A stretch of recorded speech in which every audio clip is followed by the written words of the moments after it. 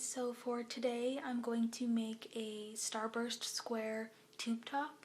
I've already made 4 squares and I am going to use 5 for the top. As far as the top it goes, I am making it as I go, so I will be sure to, if you're watching this, then that means that it turned out, which is great. Stay tuned and we'll see what we can do. I am using these blue tones, and you will also need a 4.5mm hook and a 5mm hook, a pair of scissors, a darning needle. Yeah, that should be it. I'm going to start off with the Starburst square, so I will make one really quickly. I'm not going to go step by step because I figured out how to do this square from another tutorial, so I'm just going to speed it up and make it, and then if you want a more in-depth tutorial you can follow the link in the description box.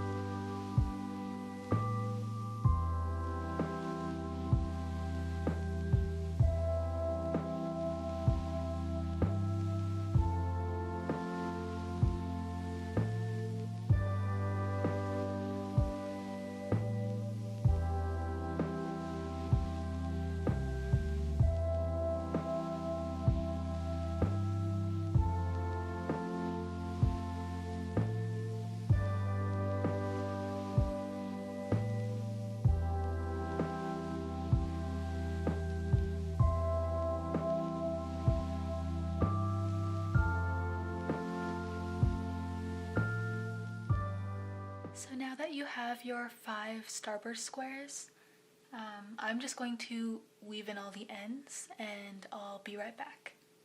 Okay, so I just finished all of my squares and weaving in all of the ends, and now I am going to join all of the squares. So I'm back. My camera died, but I just joined 2 together.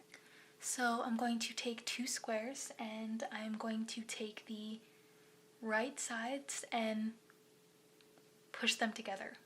So with the wrong sides facing out, I am going to attach my yarn in the top right corner, and I am just going to go right through both, attach my yarn. I'm just going to tie a double knot. I'm going to take the long end of the yarn and just put my darning needle on that. I will show you exactly what I mean. I am going to pick up the stitch closest to me on the square closest to me, and the corresponding stitch on the other one, I am going to pick up the back one, like that, and then just pull that through. So the loop closest to me on the square closest to me and the furthest one on.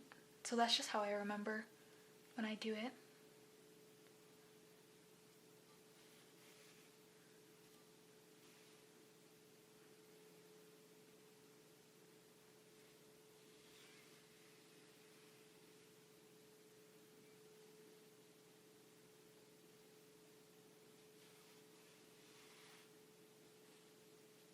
So just keep doing that, and again, when you seam like that, this is the join that you will get.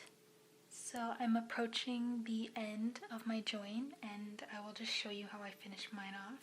I'm going to go right through,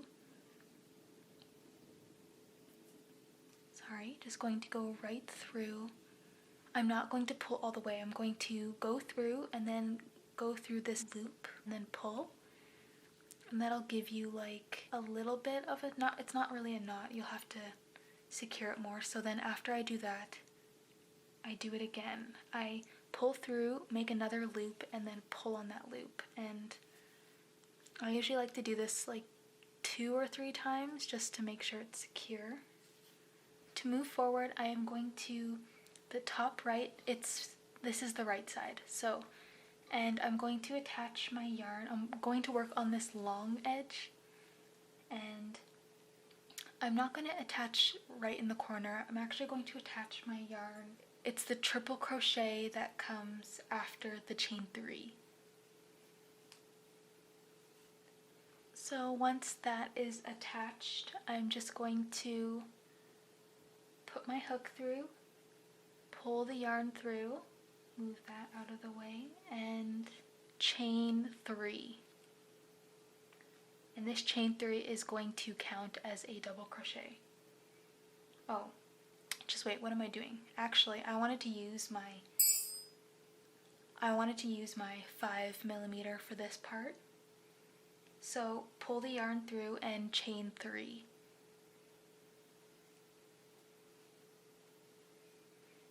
Like that, and you can work over this end as you do this. So now you are just going to double crochet into every stitch along here and then stop once you get to this double crochet.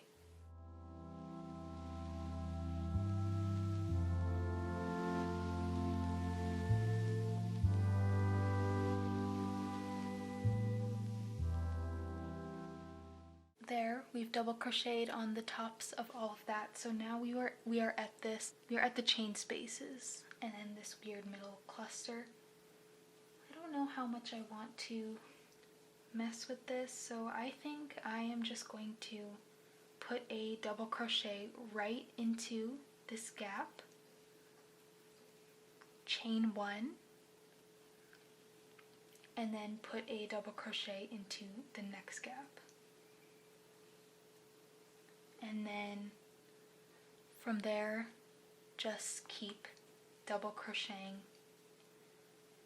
That is what I'm going to be doing all the way down this entire side, and I will meet you when I finish that. So I'm going to do another row of double crochets, so chain 3, turn my work, and that still counts as a double crochet, so double crochet into the next stitch.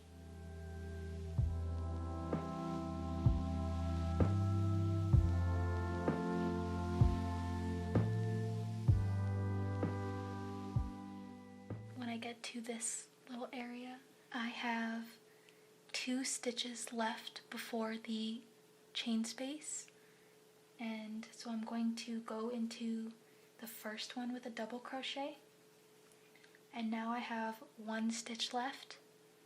I'm going to chain 1 and then double crochet into the chain 1 space from the row before, and then chain 1 again and skip the next stitch and double crochet into the stitch after that.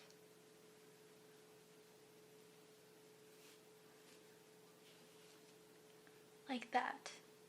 So just repeat this. I'm just going to do the same as the first row basically. So chain 3, just double crochet in every stitch. So once you get here, there is 1 stitch left before the gap, but I am just going to go into that with a double crochet and then also go into the gap, chain 1, go into the next gap, and just keep going with double crochet. So the last row is pretty much a repeat. So, oh, it kind of looks like a person. No, maybe not. No, maybe not. I finished that and I've decided I just want this top to be pretty simple, so I'm going to repeat the exact same thing at the bottom. So I just repeated the 3 rows on the other side. Now I'm just going to do the corset back. From here, I'm going to chain 6.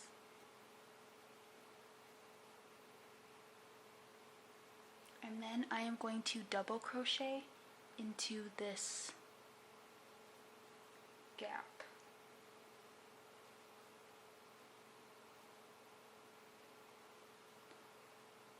Like that. And then chain 3. Skip 3 stitches. 1, 2, 3. Double crochet into the 4th. Chain 3 again, and double crochet in the 4th. Once I'm here, I chained my 3 and I'm going to double crochet into this chain space now, and then chain 6 and double crochet the very top of the chain 3. So now that I've finished that, this would be a little sturdier with cotton yarn, but I'm just going to leave it like that. So now I'm going to put 2 single crochets into this double crochet post just to make my way down. And along this bottom, I'm going to do a picot edging. I'll do another single crochet and then I'll do my picot. So chain 3 and then slip stitch in the base of that. Do the picot edging on the bottom. Get to here, repeat the back corset, and then cut and tie off here. And maybe do the picot across. I haven't decided yet, but that's it for my tutorial. All you will do is make a chain or a cord long enough to tie up the back, and I will show you the finished product.